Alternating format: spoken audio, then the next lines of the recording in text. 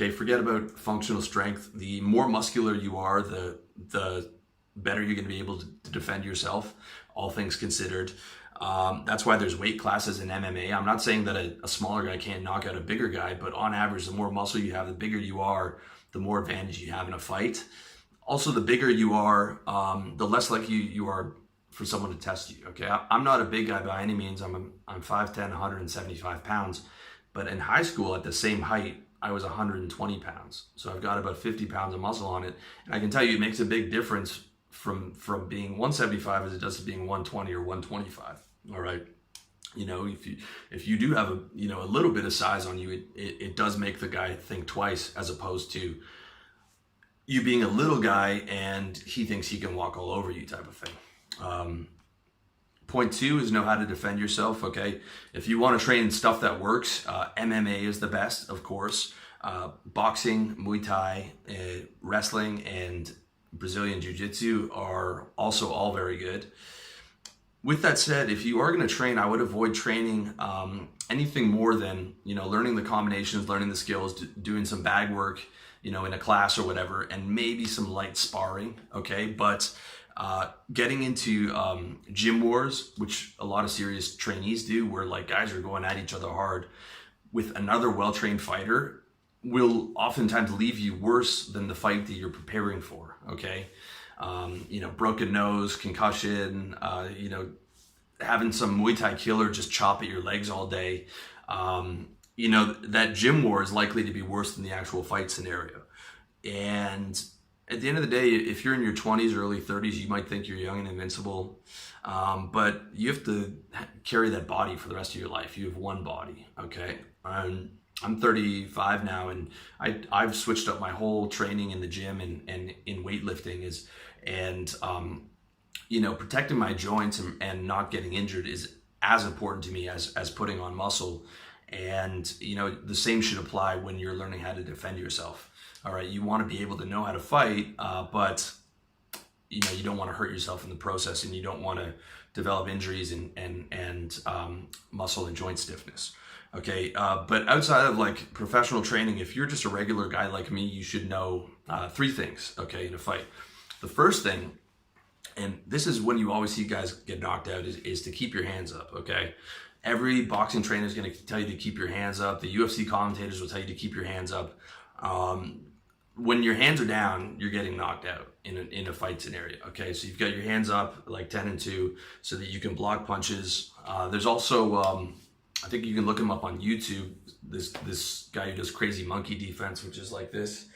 You could have seen Tito Ortiz use that in a fight once when he was getting cornered. But either way, you want your hands around here so that, the punches you'll be able to deflect on your hands or on your arms or whatever, which is still going to hurt, but you're not going to get knocked out. And that's where you want to swing from. So like after you strike, you pull back to this position. Okay, not like hands down and these wild hooks that you see guys throwing in like the World Star videos. Okay, because every time you hit someone, you open yourself up to get hit.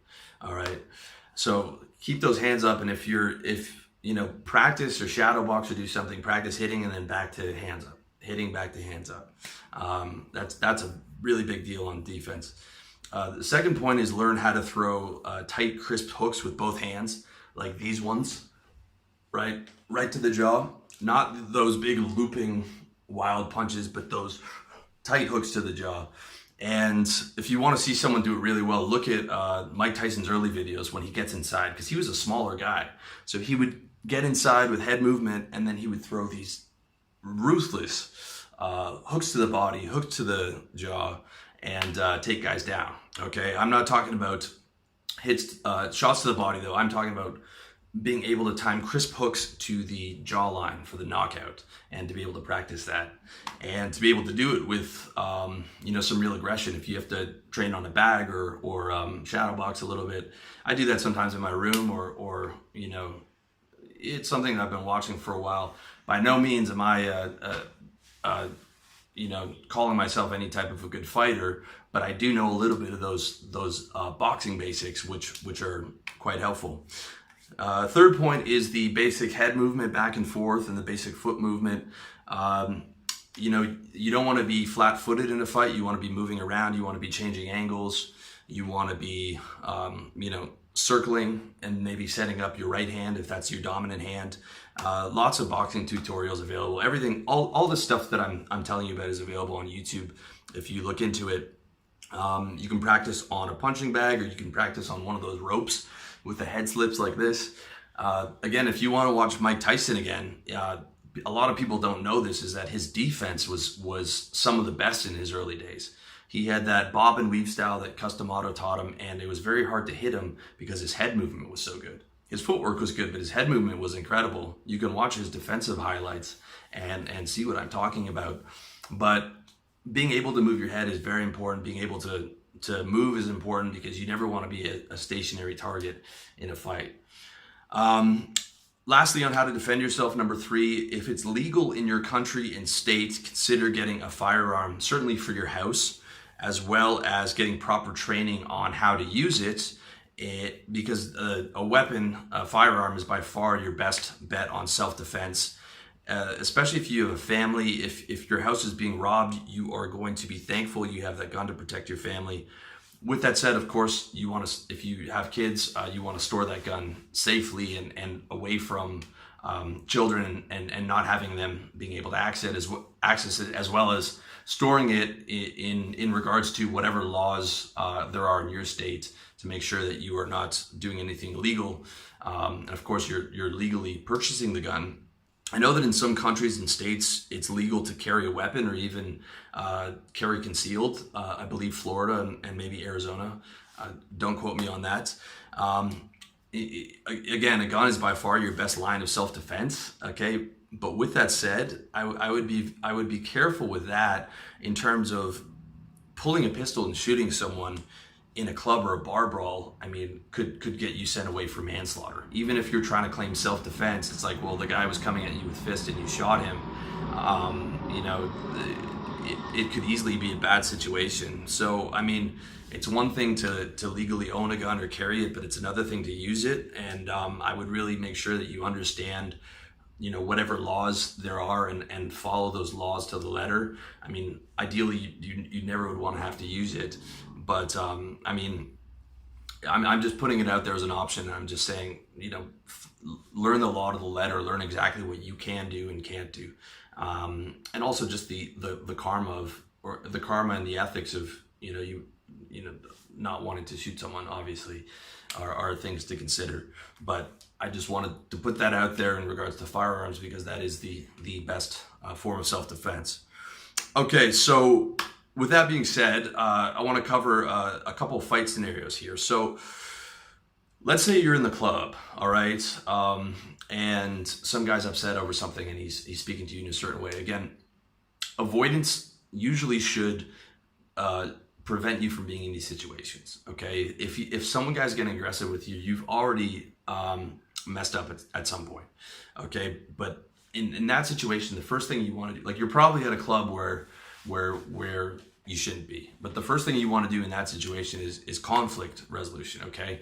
If you stepped on somebody's shoes, or you dropped some guy's drink, or you were hitting on his girl and you didn't realize it, the polite thing to do is apologize. It's easy. It's usually, if someone's getting mad, there's something that you did. They might be overreacting, but there could be something that you did, and a quick apology will solve that.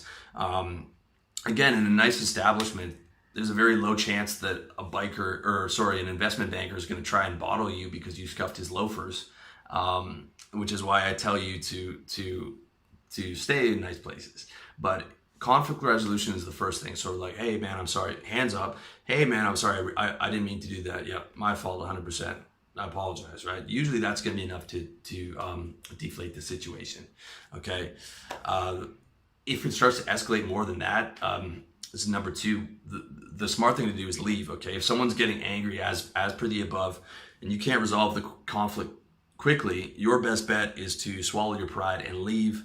Okay, for me, the way I justify that is I have way too much winning to do. Okay, I'm looking at Grant Cardone and Tony Robbins, and that's where I want to be. And Tony Robbins or Grant Cardone is not going to be in the club getting into a fight. All right, I mean, it's just stupid. And I'm a grown ass man, so I would be like, well, You know, I'm going to suck it up. I'm not going to be happy about it. I'm going to suck it up because I'm playing the game of life, and this is a bad card to play. This is a mistake. I just look at it logically, like this is where I'm trying to go in my life. This thing's getting in my way. I'll suck up my pride for about a second, and 3 days later, I won't care about it. I'm going to leave. Okay. My reputation is not as a tough guy. I know that I can fight if I have to, but I don't want to. So I will do what it takes to avoid that situation. And I would suggest you do the same. But let's say for whatever reason, you feel that it's starting to escalate and leaving's not an option. So now we're going to talk about the actual fight scenario.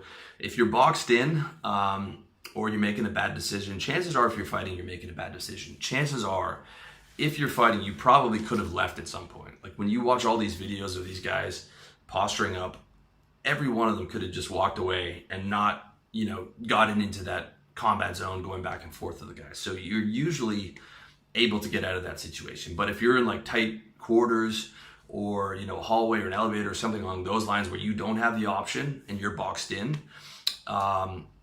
again, so you're going to be in a fight scenario, okay? And if you're in a fight scenario, okay, you either have to be in fight or flight, okay? Flight is leaving. Fight is I'm committed to this fight. And you have to decide, because there's actually three things. There's fight, flight, or freeze. Most guys freeze, okay? And that's what gets them messed up. You need to choose fight or flight. If you're not leaving, then you're fighting, okay? And you have to be well aware of that. Like it clicks in your head like, okay, I'm knocking this guy out. All right, that's the scenario you have to be in. You have to make that firm decision to attack quickly and attack viciously, and then get the F out of there.